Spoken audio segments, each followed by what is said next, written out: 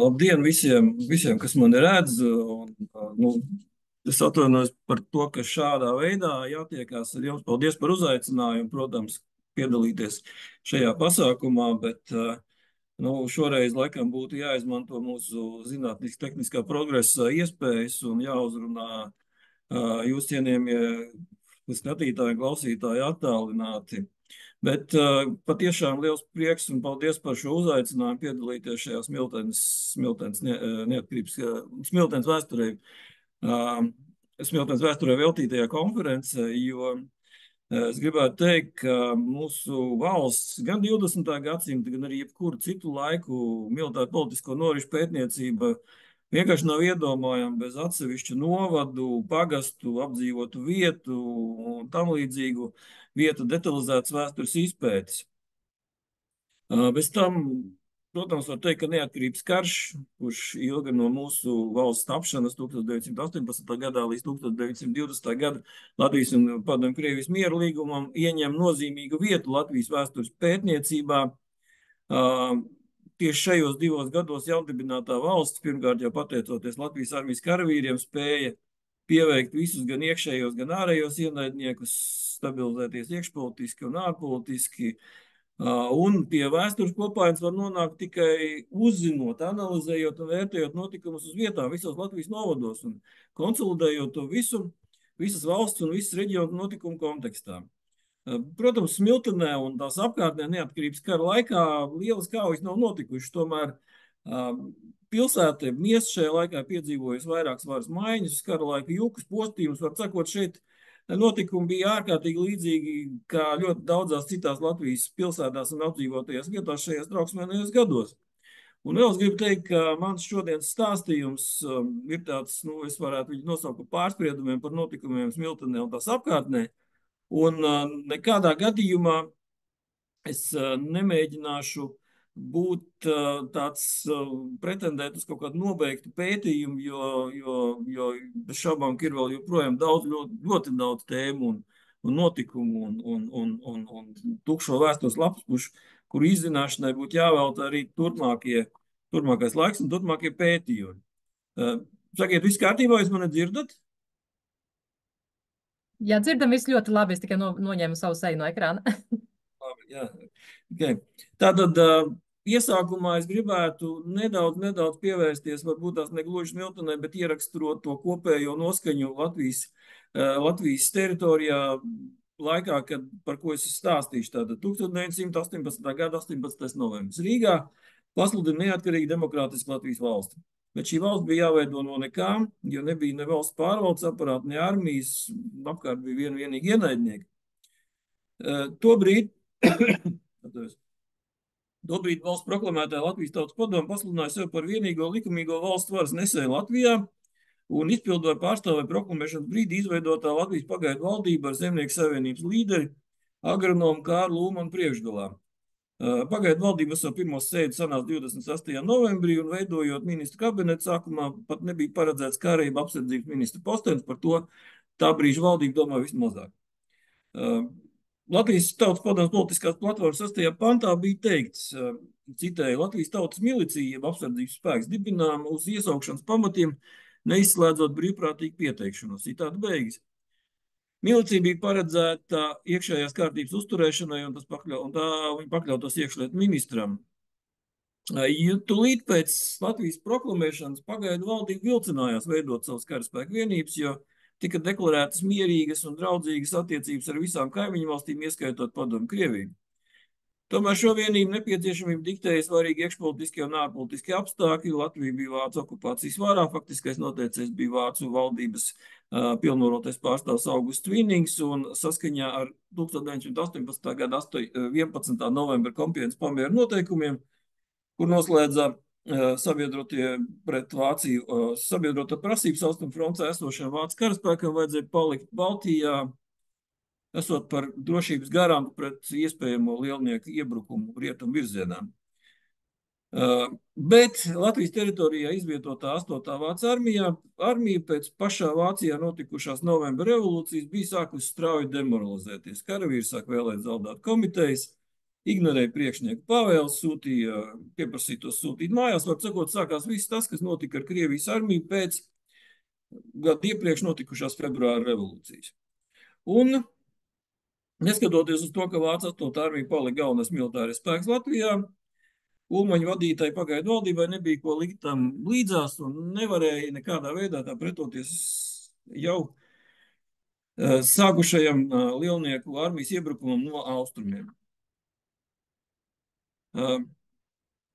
Un tāpēc vajadzēja kaut kā vairāk forsēt šo sagatavošanās procesu. Pamatojoties uz Latvijas Tautas padomes aicinājumu par apsardzības spēkiem tautas milicijas veidošanos, novembra 20. datumu sākumā 1918. gadā šis process sākās arī Smiltenē.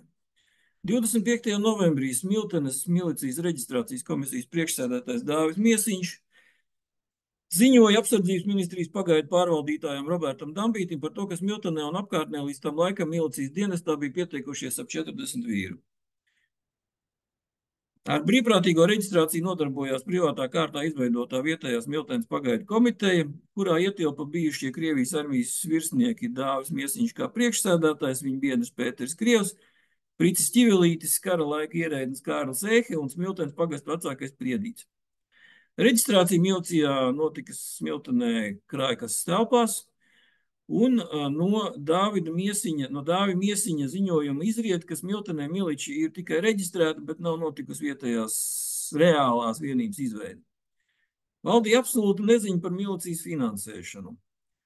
Tiek lūgts steidzami izsūtīt rīcības naudu. Par apbruņošanu arī nav ziņu, ka Smiltenē reģistrētajiem būtu bijuši savi ieroči, jo arī tos Miesiņš lūdz steidzami izsūtīt. Tāpat komisijai nav bijis nekāda Latvijas valsts iestāžu izsniegtu rīcības pilnvaru, jo tiek lūgts, citēju, izsūtīt rakstiskas pilnvaras uz katra komitejas locekļu vārdu, ja bez pilnvarām rodas nevēlami incidenti ar vietējām okupācijas ieceltām personām. Citādi beigas. Tālākais pētniecības objekts varētu būt šo smilteniešu miliču vēlākais liktenis, jo atsevišķu vienību no šiem pirmajiem brīvprātīgajiem cilvēkiem izveidot neizdevās. Un šobrīd arī nav zināms, cik no viņiem atstāja Smilteni, tur ienākot lielniekiem. Zināmi atsevišķu karavīru turpmākie stāsti, piemēram, ka 1918. gada 19. decembrī Pēters Krievs izbrauca uz Rīgu, kur satika vēl viens smiltenieti vēlāko Laišplēškara ordeņa kavalieru Paulu Blūmu, kopā ar kuru 30. decembrī aizbrauca uz Jelgavu un tur iestājās vietējā apsardzības rotām. Vēlāk abi divi viņi karoja Oskara Kalpa komandētajā 1. latviešu atsevišķajā bataljonā. Kapteinis Ķivelītis vēlāk dienā Liepājā piedalījās kaujās pret bermontiešiem, un viņam par varonību ir piešķirs Laišplēškara ordenis, bet Latvijas Republikas proklamēšanas akta dalībnieks Dāvis Miesiņš no 1918. gada 6. decembra līdz 21. gadā sākumam bija aizputs apriņķa priekšnieks. 26. novembrī aizsardzības ministrijā rīkojumu uzdeva Valkas sabiedrisko organizāciju izpildu komitejai veikt Valkas pilsētas un apriņķa apsardzības spēku organizēšanu, ziņojot ministrijai par panākumiem. Tomēr ar panākumiem ne Valkā, ne arī apriņķī palepoties nevarējam.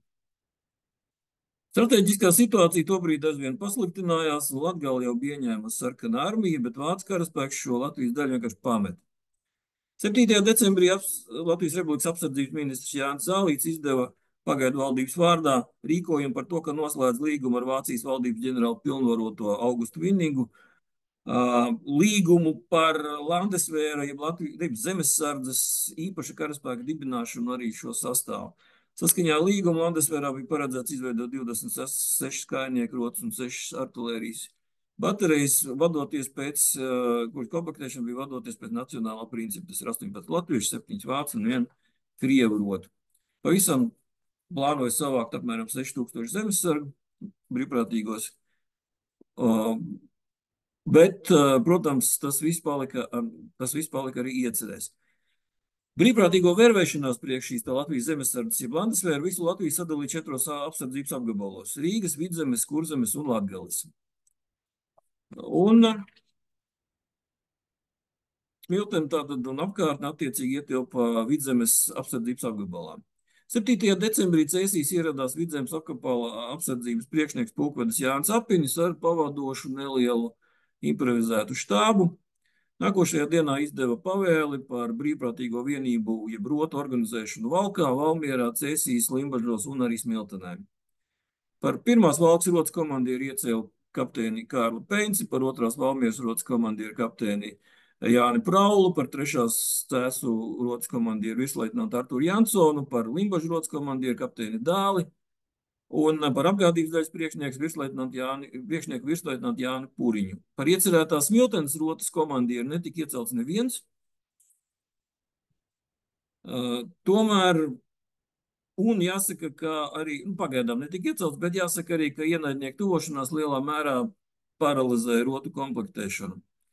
Šajā dienā jaunieceltais Valkas rotas komandieris, vienlaicīgi arī Valkas apriņķa apsardzības priekšnieks, un Smiltenes miesa skaitījās šī apsardzības apriņķa pakļautībā, ziņoja apsardzības ministram Zālītim, ka apē ir ieradušies 150 sarkangvardi, un citas lielnieku daļas virzoties uz Pleskavas šoseju uz Rīgu, Rīgas virzienā. Bet vācu un igauņu karaspēks Valku atstājot. Un pašā Valkā kā brīvprātīgie bija pieteikušies tikai 25 cilvēki. Daudz maz organizēti formējās tikai Cēsu rota, kaut arī neskatoties uz to, ka ļoti īsā laikā brīvprātīgi pieteicās ap 300 vīru. Tie visi aizbildinoties ar nevaļu un lauku darbiem devās mājās, un decembra vidū Cēsu rotas sastāvā bija apmēram 50 cilvēku. 18. decembrī Lielnieciskās padomju Krievijas sarkanās armijas sastāvā esošie latviešu strelnieki ieņēma Valku, bet 22. decembrī sarkanā armija iegāja Cēsīs.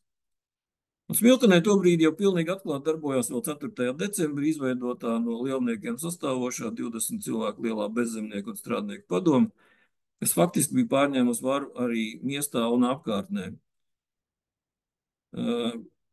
Situācija notikums Smiltenē lielnieku gandrīz 5 mēnešu ilgajā valdīšanas laikā šoreiz nav mans priekšlasījuma uzdevums, un, protams, šodien, cik es saprotu, no jūsu programmas arī būs kolēģu stāstījums par lielnieku organizēto teroru Smiltenē, un, protams, arī kolēģis Ārs Puriņš savā laikā ir uzrakstījis vairākus publikācijas par Čekas teroru un Čekas tribunālu darbošanās Smiltenē un apkārtnē. Noteikti arī ar to interesanti var iepazīties. Bet nākošā vēstures lapspuse, par ko es jums gribu stāstīt, saistās ar Igaunijas armijas darbību Latvijas teritorijā. Jo atšķirībā no Latvijas valsts, Igaunijas savu karaspēku sāk veidot nedaudz ātrāk un arī sekmējās tas nedaudz labāk tieši šajā laika nogriezienī. Un 1919. gada sākums, tas bija laiks, kad Igaunijas armija spēja pavērst sev pa labu strateģisko situāciju Dienvidu Igaunijā, faktiski sakaujot tur esošo sarkano armiju, kuras sastāvā bija arī diezgan daudz bijušo latviešu strelnieku, kas tobrīd karoja Latvijas padomju armijas rindās, un šī armija arī darbojās Dienvidu Igaunijā diezgan aktīvi. Bet uzsākot uzbrukuma operāciju pret padomju Latvijas karaspēku Igaunijas armijas 3. divīzijas daļas, 1919. gada 28. maijā šķērsoja Gauju uz abu valstu toreiz vēl īsti nenospraustās robežas pie Koikulas miesta. Igauņu uzdevums bija sasniegt līnijas Smiltene Gauja. Šeit man būtu karta, tad diemžēl, karta neiet šobrīd man. Bet, protams, ka es ceru, ka jūs stādoties priekšā šo te līniju. 29. maijā Igaunijas armijas 3. divīzijas 3. pulka 1. bataljons ieņēma Smilteni, atbrīvojot to no lielniekiem. Ieņemot Smilteni, Igaunijas armija ieguva lielu daudzumu militāro trofeju, tā skaitā lauka artilērijas bateriju kopā ar munīciju un militāro mantu noliktavu. Igaunijas armija turpināja uzbrukumu dienvidu un austrumu virzienos, 31. maijā ieņemot Gulbeni, 2. jūnijā Cesvainu un Jaungulbeni, 3. jūnijā ieņemot Ļaudonu, 4. maijā Madonu, 5. maijā Krustpili. Un pirms tam vēl 28. maijā 4. jūnijā ieņemot Madonu, 5. jūnijā ieņemot Krustpili. Pirms tam 28. maijā no padomju Latvijas armijas bija atbrīvota Alūksne. Šeit ir jāsaka, ka Igaunijas armijas darbība Latvijas teritorijā arī priekš mums ir diezgan tumšs lapas puses, tāpēc, ka Igaunijā tas ir pamatīgi izpētīts un arī diezgan daudz ir uzrakstīts, arī publikācijas veikts. Tur var nosaukt arī virkni kolēģi Igauniju vēsturnieki, kas par to ir skatījušies un rakstījuši. Piemēram, Urmas Salo, Igors Kapītins, arī citus var nosaukt, bet šīs visas publikācijas pārsvarā ir igauņu valodā, nevis pārsvarā ir tikai igauņu valodā. Tāpēc mums priekš pētniecības ir izmantojums caur, iespējams, Google Translate, bet tas gluži nav tas.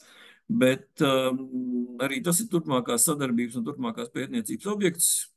Krietni papētīt Igaunijas karaspēka darbību Latvijas teritorijā, kas mums, kā jau teicu, ir diezgan nezināms lielums. Bet turpinot, tūlīt pēc Igauņu karaspēka ienākšanas Smiltenē vietējā vara veidojās gausi, jo pirmajā brīdī vēl bija bailes no bolševikiem vai arī no vāciešiem. Jo gal galā 3. jūnijā salīdzinoši netālu pie Cēsīm sākās Igaunijas armijas un vācu karaspēka militārā konfrontācija, ko mūsu historiogrāfija pazīst kā Cēsu kaujas, bet Igaunijā, kas saucās Landesvēra karš. Un tomēr jau jūnija sākumā Smiltenē sāk veidoties pagaidu valdības varas iestādes. Tūlīt pēc tam, kad Igaunijas armija bija ieņēmusi Valku un tās tuvāko apkārtni, tur 16. februārī izveidojās Latvijas pagaidu valdības pakļautībā esošās Ziemeļlatvijas brigādes Valkas apriņķa komendatūra ar leitnantu Robertu Lauri kā komendantu priekšgalā. Komendatūras uzdevums bija atbrīvotajos rajonos nodrošināt mobilizāciju pagaidu valdības bruņotajos spēkos un sakārtot Ziemeļlatvijas brigādes un tās aizmugures apgāde ar nepieciešamajiem kara materiāliem un pārtiku. Igaunijas armijai un Latvijas pagaidu valdības Ziemeļlatvijas brigādei pakāpeniski atbrīvojot Latvijas Ziemeļvidzemes apgabals, atbrīvotajās pilsētās un miestos sāk veidoties latviešu komendatūras līdzīgiem uzdevumiem. Igaunijas karaspēka daļu vadības šiem procesiem īpaši nepratojās un arī tos neuzraudzīja, jo to noteica vienošanās 1919. gada 18. februārī noslēgtā vienošanās starp Latvijas pagaidu valdību un Igaunijas pagaidu valdību par latviešu karaspēku veidošanu Igaunijas armijas kontrolētajā teritorijā. Igauņu prasības bija iesaistīties Igaunijas karaspēka apgādē ar pārtiku un nelikt šķēršļus Igaunijas karaspēka Latvijas teritorijā veiktajām pārtikas produktu rekvizīcijām. Par tām tika maksāts pēc Igaunijas valdības noteiktajām cenām. Jāsaka, bieži vien šī samaksāšana bija tādas tīri simboliska, bieži vien tas pat netika izdarīts, kā samaksas vietā izsniedzot igauņu valodā rakstītās izziņas par rekvizīciju, kur bieži vien pat to pašu rekvizīciju nebija teikts ne vārda. Arī tādi notikumi ir notikuši. Šim nolūkam, proti rekvizīcijām pie pilsētu un apdzīvoto vietu latviešu komendatūrām, tika veidotas speciālas rekvizīcijas komisijas, kas sastāvēja no igauņu un latviešu karaspēka vienību pārstāvjiem. Igaunijas armijas darbības Smiltenē un apkārtnē, kā es jau teicu, nav pētīta un nekur nav detalizēti aplūkota. Tas ir arī nākotnes pētījuma objekts, bet tur, protams, ir nepieciešama igauņu puses materiāla. Katrā ziņā Igaunijas armijas veiktie fortifikāciju darbi Smiltenes miestā un apkārtnē varētu būt bijuši lieli, jo vēl 1920. gadā, 15. maijā, uz Smilteni tās komendanta rīcībā bija atvesti 15 karagūstekņi no Vidzemes Latgales karagūstekņu nometnes, kas atradās Kocēnos, priekš igauņu izvietoto drāšu un tranšeju nojaukšanas. Smiltenē miesta un rajona komendatūra izveidojās 1919. gada 5. jūnijā, bet 9. jūnijā amatā stājās Valkas apriņķa komendanta nozīmētais Smiltenes komendants virsleitnants Edvards Zariņš. Jūnija sākumā Smiltenē un tās apkārtnē sākās mobilizācija pagaidu valdības bruņotajos spēkos.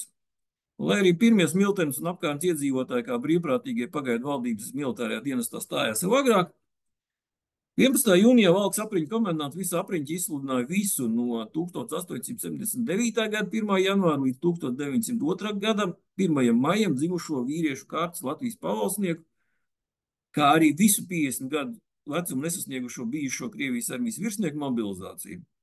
Mobilizācija apriņķa apdzīvotajās vietās bija jāveic vietējām komendatūrām, pēc tam jaunmobilizētāji jānogādā Valkā, kur arī notika viņu medicīniskā pārbaude. Tāpat vietējo komendantu uzdevums bija raudzīties, lai izpildot Ziemeļlatvijas brigādes komandieru vietas izpildītāju un Ziemeļlatvijas aizmugures frontes priekšnieku pulkveža leitnanta Jāņa Miglava pavēle, visas lauksaimniecībā izmantotās zemes turpmāk būtu apstrādātas. Šeit es gribu pievērsties un nocitēt manu kolēģi vēsturnieku Eriku Jākapsonu, kurš savā grāmatā par nezināmajiem karavīriem, par ebreju tautības latviešu armijas karavīriem raksta, ka citēju, pateicoties žīdu tautības Latvijas atbrīvotāju biedrības 30. gados izdotajam almanaham, var lasīt liecības par ebreju tautības karavīru piedalīšanos kaujas darbībā un Ziemeļlatvijas partizānu kustībā. Viens no šīs biedrības aktīvistiem Goldblats raksta par to, ka 1919. gada sākumā, kad Igaunijas armija ieņēma Smiltenes apkārtni un jau otrajā dienā tika izsludināta mobilizācija, tai atsaukusies visas Smiltenes ebreju jaunatni. No 40 ebreju ģimenēm pirmajā mobilizācijas dienā pieteikušies 20 jaunieši. Viņa pirmās apmēram 150 vīru lielās mobilizēto partijas sastāvā nosūtīta uz Valmieru. Patiesībā pirmajā 129 vīru lielajā vienībā bija 12 vai 13 ebreji, taču vēl daži Smiltenē patiesi tika iesaukt arī turpmākajās dienās. Un no turienes sakarā ar briestošo konfliktu pret vācu spēkiem devās taisnā ceļā uz fronti. 7. jūlijā Smiltenes miestu un rajonu komendatūras personāla sastāvu sarakstos skaitījās 52 karavīri. Tas ir tieši nevis iesauktie, bet tieši komendatūras karavīri.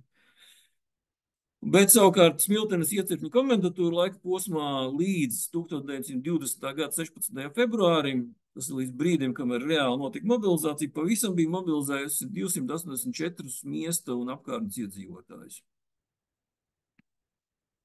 Pēc Igaunijas uzvaras Cēsu kaujās un sekojošās Strasdamuišas pamieru noslēgšanas abas līdz tam organizācijas operatīvu un apgādes pārvaldījumā esošās dažādās Latvijas pagaidu valdības pakļautībā esošās karaspēku vienības apvienojas vienotā Latvijas armijā un ar vienoto vadību.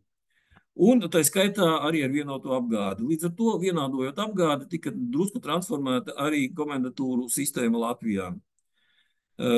Proti, pamatojoties uz etapu un rajonu komendatūras pārvaldes priekšnieku pulkoža leitnanta Henrika Salinieka pavēli, kas ir datēta ar 1919. gada 15. jūliju, Smiltenē paralēli miestu un rajonu komendatūrai izveidoja arī Smiltenes etapa komendatūru. Un 10. augustā Smiltenē ieradās leitnants Pauls Jēgers un stājās Smiltenes etapa komendatūras komandāta amatā. Viņa pakļautībā tika ieskaitīti arī 15 karavīri no Valmieras etapa komendatūras komandas.